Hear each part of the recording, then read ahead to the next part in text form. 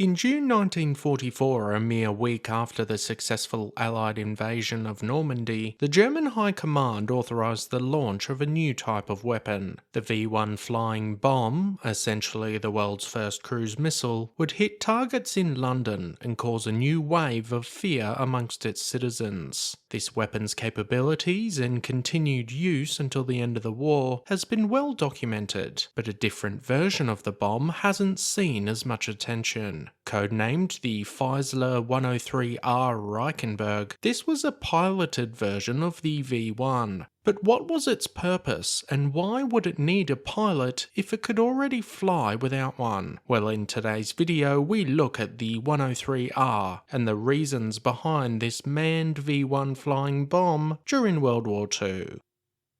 If you enjoy this video and want to see more, hit that subscribe button. It's free and really helps the channel reach more history lovers like you. Concept and development of the V-1's flying bomb started as early as the mid-1930s, with the idea of a pilotless flying missile capable of being directed towards faraway targets. Into the 1940s, the V-1 and its more advanced sister, the V-2, would see testing at the Peenemünde facility in northern Germany. The V-1's design would feature a new Argus-built pulse jet engine. This new propulsion system allowed the weapon to reach speeds of up to 640 kilometers or 400 miles an hour. It required a purpose-built ramp and rail system aimed in the direction of the faraway target, with the V-1 being catapulted up the ramp and into the air. Up to 100 a day, or nearly 10,000 in total, were fired towards England until their launch sites were eventually overrun by the invading Allied forces. From then, other targets such as Antwerp were hit with thousands more before those sites too were captured. A piloted version of the same weapon became a concept earlier in the same year, the difference being that the original V-1 was fitted with a guidance system which utilised an autopilot to control the speed and altitude of the weapon. The information about the target's location was input into the system prior to launch, and once over the target, the engine would be automatically shut off and it would plummet towards the ground before exploding. The advantage of using a piloted version of the weapon was its ability to be guided towards a moving target, such as an Allied ship. Alternatively, more difficult to hit targets such as bridges or dams would now be more viable options.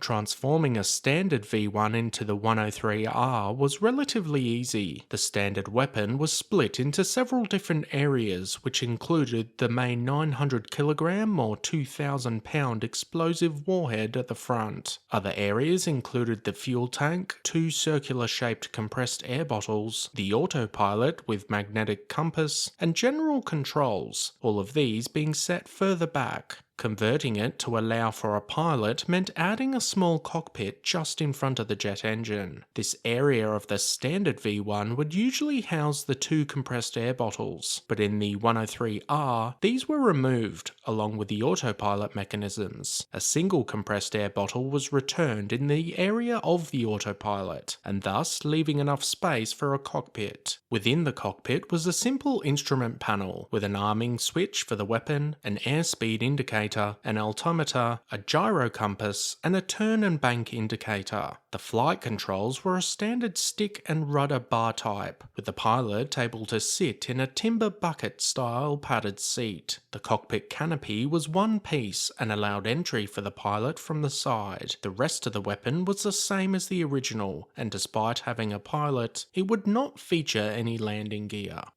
The theory for the weapon's release was for the pilot to enter the weapon and then either one or two be fixed to the bottom of a Heinkel HE-111. The aircraft would then take off and fly towards a target or group of targets, for example Allied ships in the Channel. The 103R would then be dropped from the HE-111, with the pulse jet engine then pushing it through the air. The pilot could then aim the weapon at the ship, open the canopy and bail out, pulling a parachute and landing safely. The weapon would continue on its course and explode on the target. This was good in theory, however in practice it would be incredibly difficult for the pilot to bail out in a dive at high speed. The location of the cockpit being just in front of the jet engine was a huge issue, as either the pilot themselves or the canopy was likely to blow back into the engine's intake. Test flights for the weapon took place in September 1944, with the first 2 resulting in crashes, and ultimate fails for the flying bomb.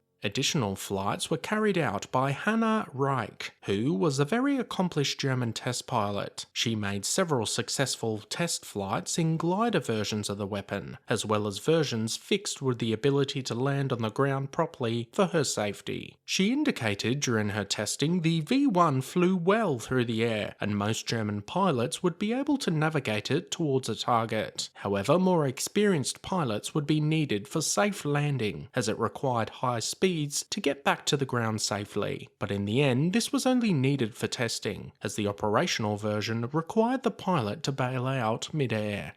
Just shy of 200 of the 103Rs were created and intended for Allied targets. However, continued arguments over the ability for German pilots to survive the flight meant that they were ultimately deemed to be suicide missions. The issue of locating pilots to perform this work, coupled with a lack of viable targets later in the war, meant the idea would be scrapped. The Allies were well entrenched in mainland Europe by this time, and German focuses shifted towards the ground war rather than trying to target Allied shipping. Examples of these piloted versions of the V-1 were captured by the Allies towards war's end, with some surviving examples still existing in museums today. Although these weapons didn't see operational use, it's an example of the desperation of German thinking in the latter stages of the war, when they were being faced by the might of the Allied war effort.